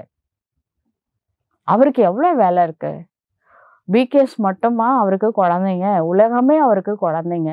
எந்த பிரச்சனை வந்தாலும் கடவுளை தான் திட்டுறாங்க. இவர் போக வேண்டியதா இருக்குல்ல, எல்லா இடத்துக்கும் போகணும். எவ்வளவு வேலை இருக்கு. பாபா எவ்வளவு தூரத்துல இருந்து நம்மளுக்கு பாடம் எடுக்கிறதுக்காக வந்திருக்கிறாரு. அவருடைய வீடு எங்க இருக்கு? சாந்தி தாமம். முழு நாளும் அவரு சரீரத்துல இருக்க முடியாத, அதனால பாபா சொல்றாரு, அப்படியே அவர் பிரம்மா உடம்புல வந்துட்டாருன்னா அப்படியே அந்த உடம்புலயே இருந்தாருன்னு வச்சுக்கோங்களேன், அவருக்கு அது பிடிக்காது. அவரு சுதந்திர பறவை. அவர் எப்பவுமே சோல் கான்சியஸ்ல இருந்து பழகிட்டு இன்னொருத்தவங்க உடம்புல வர்றதே வேலைக்காக தான். வேலை முடிச்சோடனே கிளம்பிடுவாரு. அவருக்கு ஃப்ரீயா இருக்கதான் பிடிச்சிருக்கு பாருங்க. கூண்டுக்குள்ள கிளி மாட்டிக்கொள்வதை போல நான் மாட்டிக்கிறதுக்கெல்லாம் ரெடி இல்லை அப்படின்னு சொல்றாரு. நான் உங்களுக்கு புரிய வைக்கிறதுக்காக தான் இந்த பிரம்மா பாபாவுடைய உடலை கடனாக வாடகை வீட்டுல வந்திருக்கேன். ஞானம் சொல்லுவேன், அதுக்கப்புறம் கிளம்பிடுவேன். அது எப்ப? சாக்காரத்திலேயே.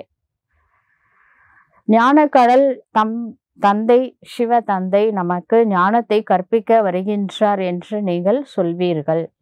மகிழ்ச்சியில இதெல்லாம் கேட்கும்போது அப்படியே மகிழ்ச்சியில மெய் சிலிர்த்து போயிடணும்.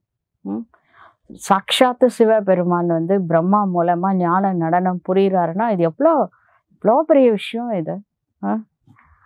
அந்த குஷியில அப்படியே மெய் சிலிர்க்க கூடாதா? பிறகு அந்த குஷி குறையவும் கூடாது. இப்ப இருக்கிற குஷி அப்புறம் குறையவும் கூடாது. இந்த தந்தை நிலையாக அமர்ந்திருக்கின்றார். அவர் ஒன்றும் எருது மேலாம் வர்றதில்லை. எருதின் மேல எப்படிங்க 2 பேர் உட்கார முடியும்? சிவாபா அவருடைய இடத்துல இருக்கிறாரு, இங்கே வருகின்றார். வருவதற்கு நேரம் ஆகுமா? 24 மணி நேரம் உட்காரணும் அவசியம் இல்லை. தேவைப்படும் போது வருவாரு, பேசுவாரு, அப்புறம் கிளம்பிடுவாரு. ராக்கெட் எவ்வளவு வேகமா வருது போறது பார்த்திருக்கீங்க தானே? சப்தம் கூட அதிகமாக இருக்கின்றது. ஆத்மாவும் கூட சிறிய ராக்கெட் மாதிரி தான். ஆத்மா எப்படி செல்கின்றது? இங்கிருந்து உடனே லண்டனுக்கு போகணும்னு நினைச்சா, இப்ப இங்க சரீரம் விடுறாங்க, அவங்களுக்கு ரீபர்த் லண்டன்ல இருக்கு. என்ன பண்ணும் ஆத்மா? எவ்வளவு நேரம் ஆகும் இங்கிருந்து லண்டன் போறது? பாரத நாட்டுல இருந்து லண்டன் போறதுக்கு ஆத்மாவுக்கு எவ்வளவு நேரம் ஆகும்? ஒரு வினாடியில போயிடும். ஒரு வினாடியில் ஜீவன் முக்தி என்று பாடப்பட்டுள்ளது. பாபா அவரும் கூட எங்க பரந்தாமத்துல இருந்து வர்றதுக்கு அவருக்கு 1 செகண்ட் தான் ஆகுது. பக்கத்துல இருக்கிற லண்டன் போக முடியாதா 1 செகண்ட்ல? இது பூமியிலே தானே இருக்கு லண்டன்னு. அது வேற கிரகம்ல. பரந்தாமம் எங்க இருக்கு? அவ்வளோ தூரத்துல இருந்து வராரு 1 செகண்ட்ல. நான் உங்களுக்கு கற்பிக்க வந்திருக்கின்றேன் என்று சிவ தந்தை கூறுகின்றார். பிறகு தம்முடைய வீட்டிற்கு அழைத்து செல்வேன். இந்த சமயத்துல அதிகம் பிஸியா இருக்கிறேன் அப்படின்னு சொல்றாரு. ரொம்ப பிஸியா இருக்கிறார் போல. திவ்ய திருஷ்டி பாருங்க, ஒரு பக்கம் பக்தியும் நடந்துகிட்டு தான் இருக்கு, இன்னும் முடியல. அப்ப அவங்களெல்லாம் திருப்திப்படுத்தணும்ல, நம்மளையும் திருப்திப்படுத்தணும், அவங்களையும் திருப்திப்படுத்தணும். துவாபரயுக கலியுகத்துல அருளல் ரோல் இப்போ நிறைய பக்தி பண்றாங்க தானே, பக்தி அதிகமாயிடுச்சு. அதனால அவருக்கும் ரோல் அதிகமாயிடுச்சு. எங்க பார்த்தாலும் துக்கத்துல அவரை தான் டிஸ்டர்ப் பண்றாங்க. கொஞ்சம் ஃப்ரீயாவே விட மாட்டேங்கிறாங்க. அதான் 2500 வருஷம் ரெஸ்ட் எடுக்க போறாரு. அவ்வளோ பிஸியா வேலை பண்ணிட்டு இருக்கிறாரு. உலகமே அவரை டிஸ்டர்ப் பண்ணிட்டு இருக்குது. ஏதாவது ஒரு பிரச்சனைனா கடவுளை தான் திட்டுறாங்க, இல்லை கடவுளை தான் கூப்பிடுறாங்க, நீ தான் சரி பண்ணணும்ன்றாங்க. அப்போ இவ்வளோ இடத்துக்கு அவர் போகணும், எவ்வளோ சேவை பண்ண வேண்டியதா இருக்கு. இப்ப கலியுக எண்டுல பாபா சொல்றாரு, திவ்ய திருஷ்டி காட்டக்கூடிய வள்ளலாகவும் இருக்கின்றேன். எனவே பக்தர்களையும் திருப்திப்படுத்த வேண்டியதாக இருக்கின்றது. உங்களுக்கு பாடம் எடுக்கிறேன், பக்தர்களையும் கவனிச்சுக்கணும், உங்களையும் கவனிச்சுக்கணும். எவ்வளோப்பா வேலை பாபா செய்கிறாரு. அதனால அவரை டிஸ்டர்ப் பண்ண வேணாம்னு எதையும் சொல்லாம விட்டுறாதீங்க. அவருக்கு பவர் ஜாஸ்தி. ஒரு நேரத்துல, ஒரு செகண்ட்ல என்ன வேணா செய்ய முடியும். அதனால நம்மளோட கனெக்ஷன் பாபாட்ட இருந்துகிட்டே இருக்கட்டும். பக்தர்கள் காட்சி கிடைக்க வேண்டும் அப்படின்னு விரும்புறாங்க. இது வேணும், அது வேணும்னு கேட்குறாங்க. எல்லாருக்கும் குடுக்கறது தாங்க அவர் வேலை. உலகத்திற்கே படி அளந்துட்டு இருக்கிறாரு. அனைத்திலும் அதிகமா ஜெகதம்பாட்ட. இதுல வேற என்ன தெரியுமா? அம்மன்ட்ட போய் நிக்கிறாங்க. சிவன் கோவிலுக்கு போகாதவங்க கூட அம்மன் கோவிலுக்கு நிறைய பேர் போறாங்க. எவ்வளோ இஷ்ட தேவின்னு போறாங்க. இப்போ அவங்களா வந்து கொடுக்க போறாங்க. அருளல் ரோல் பிளே பண்ண போறாங்க. அவங்களாம் வேற வேஷத்துல இருக்காங்க இல்லையா? அப்ப அவங்களுக்கெல்லாம் ஹெல்ப் பண்றது யாரு? மற்ற இஷ்ட தேவிகள் இருக்காங்களே, அவங்களுக்கும் உதவி செய்யறது யாரு? அந்த பக்தர்களுக்கு. சிவாவை தான் பண்ணிட்டு இருக்கிறாரு. அப்ப எவ்வளோ சிவ பக்தர்களுக்கும் சிவாவை ஹெல்ப் பண்றாரு, மற்ற பக்தர்களுக்கும் ஹெல்ப் பண்றாரு, மற்ற ரிலீஜியனுக்கும் ஹெல்ப் பண்றாரு. ஏன்னா உலக நாயகன்னா சும்மாவா? எல்லாருக்கும் ஹெல்ப் பண்றாரு.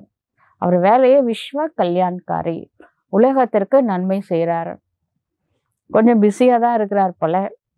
நீங்கள் விஸ்வ ராஜ்யம் என்ற பிச்சை இடுகின்றீர்கள். உலக ராஜ்யம் ஏழைகளுக்கு பிச்சை கிடைக்கின்றது அல்லவா? நாம லௌகிகத்துல யாருக்கு பிச்சை போடுவாங்க? ஏழைகளுக்கு தானே பிச்சை போடுவாங்க. அதனால நாம இப்ப ஏழையா இருக்கிறதுனால கடவுள் வந்து நம்மளுக்கு உலக ராஜ்யம்ன்ற பிச்சையை போடுறாரு. நாமும் ஏழைகள் எனும் பொழுது சிவ தந்தை சொர்க்கத்தின் ராஜ்யத்தை பிச்சையாக தருகின்றார். அதனாலதான் ஏழை பங்காளன்னு சொல்லிட்டாரோ. பிச்சை வேறு எதுவும் இல்லை. பாபாவை நினைவு செய்தீர்கள் என்றால் விகர்மங்கள் விநாசமாகும் என்று மட்டும் நான் கூறுகின்றார். சாந்தி தாமத்திற்கு சென்று விடுவீர்கள். நான் உத்தரவாதம் அளிக்கின்றேன். என்னை நினைவு செய்தீர்கள் என்றால் உங்களுடைய ஆயுளும் அதிகரித்துவிடும். சத்தியுகத்துல மரணம் என்ற வார்த்தையே இல்லை. அது அமரலோகம் ஆகும். அங்கே மரணம் என்ற வார்த்தையே இல்லை. ஒரு சரீரத்தை விட்டு வேறொரு சரீரத்தை எடுக்கின்றார்கள். அப்படிதான் சொல்லிப்பாங்க. இதை மரணம் என்று சொல்வார்களா என்ன? மரணம்னா அந்த ஆத்மா செத்து போயிடுச்சுன்னு அர்த்தம். ஆத்மாக்கு சாவே இல்லைல்ல. அது தேவதைகள் தெரியும் தானே. அப்ப அந்த தெய்வதைகள் மரணம்ன்ற வார்த்தையை யூஸ் பண்ண மாட்டாங்க. கலியுகத்திலே இந்த டெட் பாடிலாம் எடுத்துட்டு போறாங்கல்ல, அதுக்கு அமரர் ஊர்தின்னு பேரு. இங்கே யூஸ் பண்றது இல்லை. எங்க சத்தியுகத்துல யூஸ் பண்ண போறாங்க? மரணம்ன்ற வார்த்தை அங்க கிடையாது. அது அமர புரியாக்கும். நாம் சென்று குழந்தைகளாக ஆக வேண்டும் அப்படின்னு காட்சி பார்த்துட்டு தான் சரீரத்தை விடுவாங்க. அதனால மரண பயம் இருக்காது, மரண போராட்டம் இருக்காது, மரணம்ன்ற வார்த்தையே அங்க கிடையாது. மகிழ்ச்சியான விஷயமா இருக்கும். இப்பொழுது சென்று குழந்தை ஆக வேண்டும் என்று பிரம்மா பாபாவுக்கு தோணுதான். நம்ம சீக்கிரம் போய் கிருஷ்ணரா பிறக்கணும் அப்படின்னு சொல்லிட்டு பாபா சொல்றாரு, இந்த கோல்டன் ஸ்பூன் இந்த மவுத்துன்னு சொல்லுவாங்கல்ல, தங்க கரண்டி வாயில இருக்கும் அப்படின்றது. அப்படின்னா பெரிய செல்வந்தரோட வீட்டுல பிறப்பாங்கன்னு அர்த்தம். பாபாவுடைய ஒரே செல்ல குழந்தையா நான் இருக்கேன். அவருக்கு பாருங்க, நான் தான் பாபாவுக்கு ஒரே பிடிச்ச குழந்தை. ஆனால் கடவுளுக்கு எல்லாரும் தானே பிடிக்கும். நம்மளை கூட பிடிக்கும் தானே. பிரம்மா பாபா மட்டும் பிடிக்குமா அப்படின்னா அவர் செஞ்ச மாதிரி நம்ம செய்ய முடியாதுல்ல. அவர் 100% செஞ்சிட்டாரு, 100% மார்க்கையும் வாங்கியிருக்காரு. இருந்தாலும் கடவுளுக்கு நம்மளையும் பிடிக்கும். தந்தை தத்தெடுத்திருக்கின்றார், நான் ஒரே செல்ல குழந்தை அப்படின்னு அவரை சொல்லிக்கிறாரு. ஒரேடியா பாபா வந்து பிரவேசம் செஞ்சிருக்காரு. இது கூட ஒரு விளையாட்டு தானே. நான் அவரை எதிர்பார்க்கவே இல்லை. கடவுள் நம்ம உடம்புல வருவான்னு தெரியுமான்னு பிரம்மா பாபாவுக்கு அதெல்லாம் தெரியாது. விளையாட்டுல எப்பவுமே மகிழ்ச்சி ஏற்படும். கண்டிப்பா அதிகமான பாக்கியசாலி ரதம் அப்படிங்கிறது எனக்கு தெரியுது. இறைவன் நம்ம உடம்புல வராருன்னா அந்த உடம்பு பாக்கியம் செஞ்ச ரதம் தானே. ஞான கடலே பிரம்மபுத்திராக்குள்ள என்ட்ரு ஆயிருக்கு. அப்புறம் நம்மளுக்கு ஞானத்தை சொல்றாரு. இதை தான் புகழ் பாடப்பட்டு இருக்கின்றது. பகவான் வந்து கற்பிக்கின்றார் என்ற மகிழ்ச்சியே குழந்தைகளாகி உங்களுக்கு இருக்கின்றது. பகவான் ஸ்வர்க்கத்தின் ராஜ்யத்தை ஸ்தாபனை செய்கின்றார். நான் அவருடைய குழந்தை என்று எண்ணும் பொழுதே நரகத்துல நம்ம எதுக்கு இருக்கணும்? கடவுள் வந்து சொர்க்கத்தை படைக்கிறாரு. இப்போ லௌகிக தந்தை ஒரு பெரிய வீடு கட்டுறாரு, பிரம்மாண்டமான வீடு கட்டுறாரு. குழந்தைங்க என்ன பண்ணுவாங்க? அந்த வீட்டுக்கு தானே போகணும். பழைய வீட்டில் எதுக்கு இருக்கணும்? நாம ஏன் நரகத்தில் இருக்க வேண்டும் என்று யாரோட புத்தியிலுமே வரல. நம்ம சொர்க்கத்துல எல்லாம் இருந்திருக்கணும். இப்போ எப்படி நரகத்தில் வந்தோம்? இதை பற்றிலாம் டீப்பாக யாரும் திங்க் பண்ண மாட்டேங்கிறாங்க. நீங்கள் ரொம்ப பாக்கியசாலிகள். நீங்கள் உலகத்தினுடைய எஜமானர்களாக ஆகுவதற்காக இங்கு பாடம் படித்து கொண்டே இருக்கின்றீர்கள். அப்படிப்பட்ட படிப்பின் மீது எவ்வளவு கவனம் கொடுக்க வேண்டும்? நல்லது.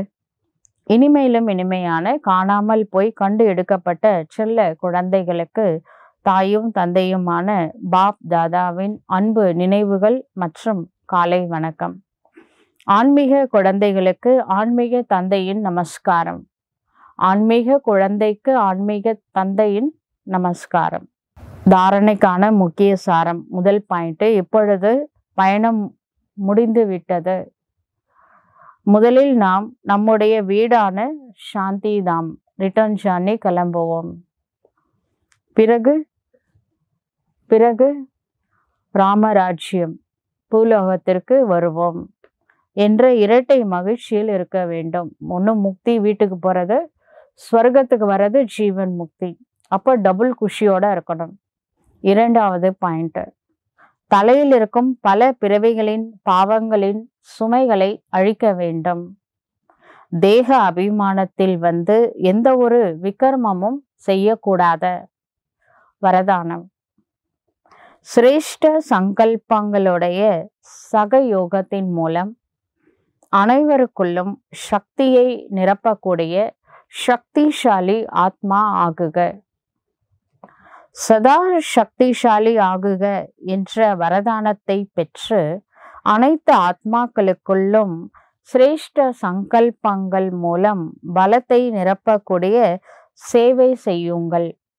எவ்வாறு தற்காலத்தில் சூரியனோட சக்தியை சேமிப்பு செய்து சில காரியங்களை வெற்றி அடைய செய்கின்றார்கள். இந்த சோலார் எனர்ஜி மவுண்ட் அப்ல கூட பெரிய சோலார் சிஸ்டம் இருக்குது. அது மூலமாக சாந்திவன் ஃபுல்லாக கரண்ட்டு சப்ளை ஆகுது, பவர் சப்ளை ஆகுது. ஃபுல் சாந்திவன் அங்கே எல்லா லைட்டு ஃபேனு எல்லாமே வந்து சோலார் எனர்ஜி மூலமாக தான் யூஸ் பண்ணிக்கிறோம். அதுபோல் சிரேஷ்ட சங்கல்பங்களுடைய சக்தியானது அந்த அளவு சேமிப்பாக ஆக வேண்டும். அந்த சோலார் எனர்ஜி இருக்கு இல்லையா, சூரியனோட ஒளிக்கதிர்களை அதை வந்து அப்படியே குவிச்சு அந்த எனர்ஜியை வந்து சேமித்து வைக்கிறோம்ல, அது மாதிரி நம்மளுடைய சங்கல்பங்களை கான்சென்ட்ரேஷனோட பாசிட்டிவ் தாட்ஸாக குவிக்கும் பொழுது நம்மளுக்குள்ள எனர்ஜி கான்சென்ட்ரேஷனோட கடவுளை நினைக்கும் பொழுது எனர்ஜி சேமிப்பாகும்.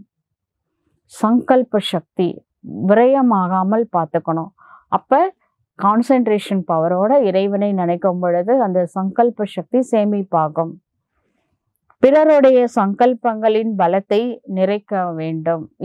இந்த பவர் நம்மளுக்குள்ள இருந்ததுன்னு வச்சுக்கோங்களேன், எக்ஸ்ட்ராடினரி பவர். சங்கல்பத்தினுடைய சக்திக்கு அவ்வளோ பவர் இருக்கு. நம்ம நினச்சா நம்ம என்ன வேணால் செய்யலாம். மற்றவங்களுக்கு வீக் சோல் நம்ம முன்னாடி வந்து அவங்க திருஷ்டி பட்ட உடனே இந்த ஆத்மா பவர்ஃபுல்லாக இருக்கட்டும் அப்படின்னு நினச்சிங்கன்னா அவங்க மாறிடுவாங்க பவர்ஃபுல்லாக. அவ்வளோ பவர் வந்து நம்மளுக்குள்ளே இருக்குது. ஆனால் நம்ம விரயமாக்குறோம். அது மட்டும் கொஞ்சம் குறைச்சிக்கணும்.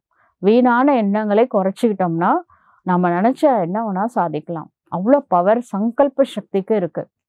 இந்த சங்கல்பம் ஒரு இன்ஜெக்ஷன் போன்ற வேலையை செய்கின்றது. இதன் மூலமாக உள்ளுக்குள்ள விருத்தியில் சக்தி வந்து விடுகின்றது. இப்போ ஒருத்தவங்க கோவப்படுறாங்க, நீங்கள் வந்து வா நினச்சிட்டு இந்த ஆத்மா சாந்தமாக இருக்கணும் அப்படின்னு ஒரு சங்கல்பம் தான் வைக்கிறீங்க. வாய் திறக்கக்கூடாத சங்கல்பம். இந்த ஆத்மா சாந்தமாக இருக்காங்க. இப்போ வந்து அந்த ஆத்மாவுக்கு இன்ஜெக்ஷனை போட்டுட்டீங்க, உடனே அது இன்ஜெக்ஷன் வேலை செய்யும். கோவப்பட்டுகிட்டே இருக்கிறவங்க திடீர்னு அமைதியாகிடுவாங்க. சரிங்களா? செக் பண்ணி பாருங்கள். இதை பிரயோகசாலா யோகத்தை பிரயோகம் பண்ணி பாருங்கள். நம்மளுடைய உள் உணர்வு மூலமாக மற்றவர்களுடைய உள் உணர்வை பாசிட்டிவாக மாற்றணும். நெகட்டிவாக மாற்றிட போகிறீங்க, கர்ம ஃபிலாசபி வேறு மாதிரி வந்துடும். பாசிட்டிவாக மாற்றணும். துக்கப்படுறாங்களா, ஒரு செகண்டு மனசால பாபா இந்த ஆத்மாவை சாந்தப்படுத்த, குஷி கொடு அப்படின்னு மனசால நீங்கள் நினைக்கும் பொழுது உடனே அந்த ஆத்மாக்குள்ள மாற்றம் ஏற்படும். விருத்தினால விருத்தி பரிவர்த்தனை செய்ய முடியும். அதுக்கு நாம் பவர்ஃபுல்லாக இருக்கணும். இதன் மூலம் உங்களுக்குள்ள அந்த நம்மளுக்குள்ளவும் சக்தி கிடைக்கும். நம்ம பாபாட்டிருந்து வாங்கி மற்றவங்களுக்கு கொடுக்குறோம் அப்படின்னா நம்மளுக்கும் ஸ்டாக் இருக்கும். நம்மள அறியாமலே உள்ளே போயிடும் நம்மளுக்கு. எனவே இப்பொழுது சிரேஷ்ட பாவனை மற்றும் சிரேஷ்ட சங்கல்பத்தின் மூலமாகத்தான் மற்றவங்கள பரிவர்த்தனை சொல்லணும். நீங்கள் இது மாறுங்கன்னு சொன்னீங்கன்னா யாரும் மாறமாட்டாங்க.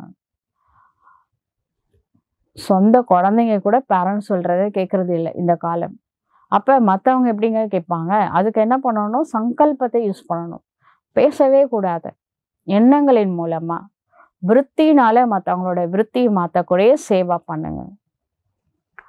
இந்த சேவை அவசியமாக இருக்கின்றது. ஸ்லோகன் சொல்றாரு, மாஸ்டர் துக்கத்தை நீக்குபவராகி துக்கத்தை கூட ஆன்மீக சுகமாக பரிவர்த்தனை செய்ய வேண்டும். இதுவே உங்களுடைய சிரேஷ்ட கடமையாகும். மாஸ்டர் துக்கத்தை நீக்கக்கூடியவர், கரெக்டு தான். துக்கத்தை எப்படி ஆன்மீக சுகமா மாத்துறது அப்படின்னா, துக்கம் வந்தாதான் வைராக்கியமே வரும். வைராக்கியம் வந்தாதான் நம்ம புத்தி கடவுள் பக்கம் திரும்பும். குந்தி தேவி சொன்னாங்களாம், கிருஷ்ணருக்காக அவங்க ஏதோ பணிவிடை பண்ணியிருக்காங்க. உனக்கு என்ன வரம் வேணும் கேளு, நான் தரேன் அப்படின்னு கிருஷ்ணர் சொன்னாராம். இப்போ குந்தி தேவி சொன்னாங்களா, நான் வாழ்நாள் ஃபுல்லாக துக்கப்படணும். அவரோடைய ஸ்டன் ஆயிட்டாரு, வரம் கொடுத்துட்டாரு. அப்புறம் ஏம்மா இந்த மாதிரி வரம் கேட்டேன் அப்படின்னு கேட்குறாரு. அப்போ அவங்க சொல்கிறாங்க, துக்கத்தில் தான் நான் கடவுளே நினைக்கிறேன். அப்போ வாழ்நாள் ஃபுல்லாக துக்கம் இருந்தால் நான் உன்னையே நினச்சிட்டே இருப்பேன்ல, கடவுளோட நினைவிலே இருப்பேன்ல. எனக்கு இறை விடாமல் இறை நினைவில் இருக்கணும் அப்படின்னு ஆசை. அப்போ அதுக்கு துக்கம் இருந்தால் தானே நான் நினைக்க முடியும் அப்படின்னு அவங்க சொன்னாங்களாம். அது மாதிரி வாழ்க்கையில் அவங்களுக்கு நிறைய துக்கம் வந்தது அப்படின்லாம் பக்தியில் சொல்கிறாங்க. ஆனால் நாம் மற்றவங்களுடைய சுகத்தை கூட என்ன பண்ணணும்?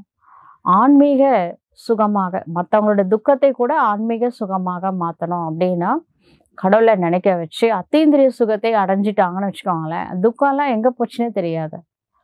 பாபாவை நினைக்கணும். பாபாவோட க்ளோஸாக வர்றதுக்கு அந்த துக்கத்தை யூஸ் பண்ணிக்கலாம் வைராக்கியத்துக்காக. ஆனால் துக்கம் போயிடும்ல, பாபாவை நினச்சா துக்கம் போயிடும். அதனால் மாஸ்டர் துக்கத்தை நீக்குபவராக மாறி துக்கத்தை கூட ஆன்மீக சுகமாக பரிவர்த்தனை செய்ய வேண்டும். இதுதான் உங்களுடைய சிரேஷ்டமான கடமையாகும். நல்லது. ஓம் சாந்தி.